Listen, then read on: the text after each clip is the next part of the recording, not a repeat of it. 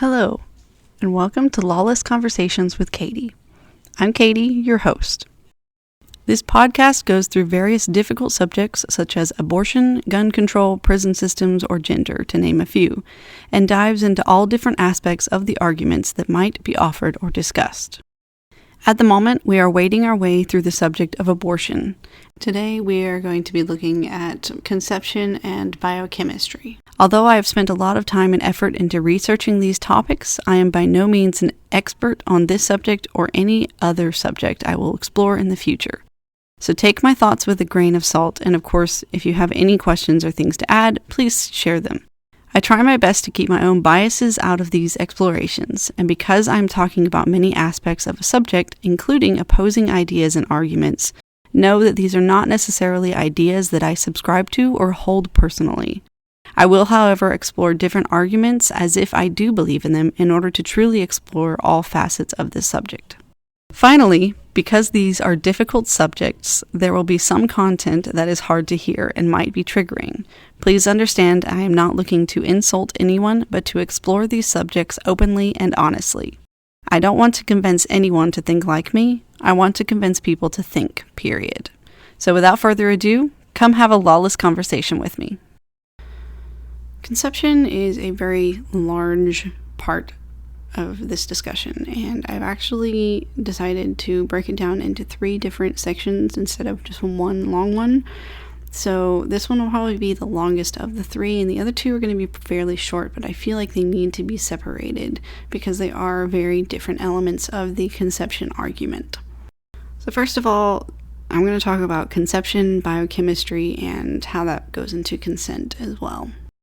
When discussing the line of life and where it begins, some argue for conception. This argument holds that as soon as a sperm meets the egg and is fertilized, the egg should then be protected by law and cannot be aborted. Like autonomy, some take this to extreme and offer no exceptions, while others will allow for rape, incest, and when the mother's life is in danger. A compelling aspect of this conception argument is the presence of DNA. Once the sperm meets the egg, there is a new set of DNA established that belongs to the new embryo or life that is being formed. In this sense, the conception viewpoint holds strong. Because the embryo is a separate entity, one can argue that the decision to live or die cannot be made by anyone other than the entity itself. However, that leads into how an embryo and woman act as a parasite and host. The biochemical process by which an embryo becomes rooted in the uterus mimics the same process by which a parasite establishes itself into a host, even using some of the same chemicals and hormones to do so. And I have references about that in the bio of this episode if you would like to look at that. As the embryo travels down the fallopian tube, there is a protective layer around it to keep the host's body from seeing it as a foreign body and attacking and killing it. Once it is implemented in the uterus, it then releases chemicals that act to stop the normal menstrual functions of the host, along with suppressing the fighter cells that will attack foreign entities within the body. At this point, it begins taking nutrients from the host and growing in their body.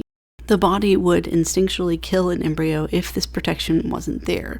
It would flush out the fertilized egg if the functions were not stopped by the chemicals released. By this account, the body would not normally want this to happen, and only by sneaky measures can the embryo even survive or flourish. In saying this, however, the placenta is kind of an outlier in this way of thinking, in the sense that the placenta is actually involved in regulating the resources between the embryo and the mother. In saying that, if the mother has become sick or is her health is going down, the placenta will actually stop giving the embryo the nutrients it needs in order for the mother to recover from whatever she needs to recover from. Thus, the placenta actually does seem to have a mutually benefiting relationship between the embryo and the mother, rather than a parasitic relationship like the way the embryo is implanted in the uterus. Because the embryo interacts like a parasite, one would have to consider consent. When one gives blood, organs, or any other bodily element up to another, consent is required. However, to those who hold conception as truth, they are negating consent by the host, often claiming that having intercourse is giving consent. This is an absolute that does not hold when rape is brought into the picture. In this instance, consent to giving one's nutrients up to a fetus when this is an absolute that does not hold when rape is brought into the picture. In this instance, consent to giving one's nutrients up to a fetus was taken away at the distinguishing moment of intercourse. There cannot be two opposing truths that hold at the same time. By the conception perspective, what rights would anyone have in relation to when a foreign body infiltrates a human being when it is not an embryo? Are humans then to be considered hosts to all parasites that seek to lodge themselves in the body and live off of their nutrients? Will the giving of blood or organs find a new distinction of when consent is needed or if consent is needed? Perspective is such a difficult thing sometimes to embrace, especially when one can see the same argument logically from completely opposing sides. In many ways, the embryo does interact with the woman like a host. However, there are also ways in which an embryo works to heal and help the woman's body during and after pregnancy. Many studies have been conducted that look at fetal cells that have transferred to the mother during her pregnancy. These cells can last for many years and can be there even if the pregnancy was terminated or if the baby was lost.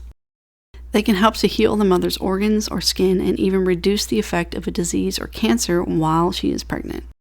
From this perspective, it would look as if the embryo and mother are working together in a mutually beneficial relationship. Flip that coin of perspective, however, one could see these interactions as biologically a manipulative tactic of survival. It would be in the embryo's best interest for the mother to stay alive. Thus, those cells would be working to keep the mother healthy for the purpose of continued existence in the host, or the mother. Studies on how the fetal-maternal microchimerism interacts with the woman have more to be revealed, but there are some interesting theories. For example, quote, one of the more tantalizing possibilities raised in the new study is that fetal cells may be commandeering neural pathways overseeing emotion and behavior. They may, for example, hijack mechanisms triggering the release of oxytocin, a hormone long associated with the emotional bonding of mother and infant. End quote. The same article tells how the fetal cells that remain in the mother after birth could contribute to earlier onset menopause or interact with the next pregnancy, introducing sibling, quote, rivalries of the mother's limited resources, end quote. These two sides of the conception argument are no less real or true than the other. However, like those with extreme views of autonomy, one cannot simply ignore one side of the issue or the argument loses all credibility. Conception is a difficult thing to argue because both perspectives hold truth to them.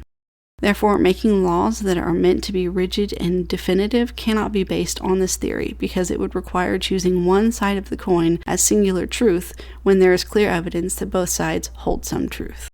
If you have had a child, at any point, did you feel like there was an alien form taking your nutrients rather than a baby or a child growing in you? If so, did that eventually change? If yes, when?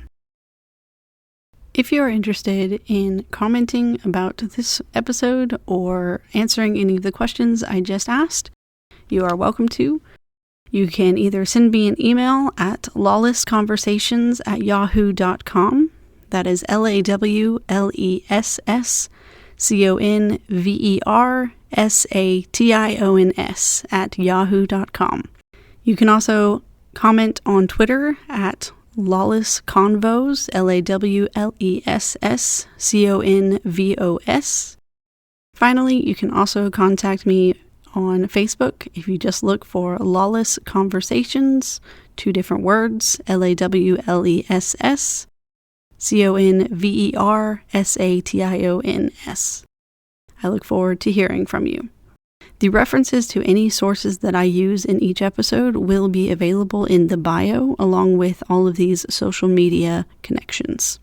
Join me Sunday as I talk a little bit about the representation of various things in relation to conception and abortion. Thank you for joining me. I look forward to Sunday.